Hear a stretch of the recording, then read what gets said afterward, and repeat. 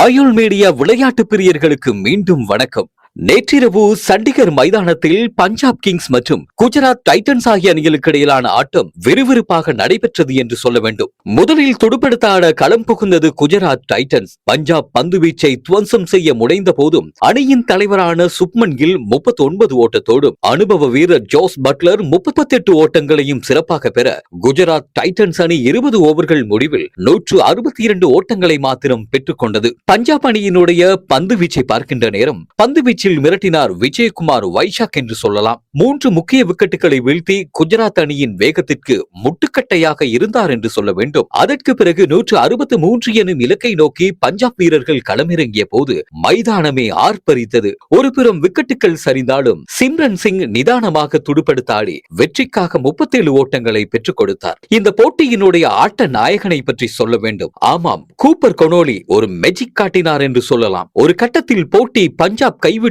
போகும் நிலையில் இருந்த போது ஒரு புயலென கிளம்பி வந்த கூப்பர் குஜராத் பந்து வீச்சாளர்களை நாலாபுரமும் அடித்து சிதறடித்தார் என்று சொல்ல வேண்டும். வெறும் 44 பந்துகளில் 72 ஓட்டங்களை பெற்று மைதானத்தின் மூளை முடுக்கெல்லாம் பஞ்சாப் அணியினுடைய பந்துகளை பறக்க விட்டார். கடைசி நிமிடம் வரை இந்த போட்டி பரபரப்புக்கு பஞ்சமில்லாமல் இருந்தது. கடைசி ஓவர் வரை வெற்றி யாருக்கு என்பதில் பெரும் இழுபறியாக இருந்தது. ஆனால் 5 பந்துகள் மீதம் இருக்க 7 விக்கெட்டுகளை இழந்து வெற்றி கோட்டை எட்டி பிடித்தது பஞ்சாப் கிங்ஸ் அணி. இதுதான் IPL-இன் சுவாரஸ்யம் என்று சொல்ல வேண்டும். கடைசி வரை யார் வெல்வார் என்று சொல்லவே முடியாது. IPL போட்டிகளில் குஜராத் போராடியது. ஆனால் கூப்பர் கொனோலி என்ற ஒற்றை மனிதன் அந்த வெற்றியை பறித்து சென்றார் என்றுதான் சொல்ல வேண்டும். உறுதிப்படுத்தப்பட்ட உண்மை செய்திகளை உடனுக்குடன் தெரிந்து கொள்ள ஆயுள் மீடியாவை ஃபாலோ செய்யுங்கள்.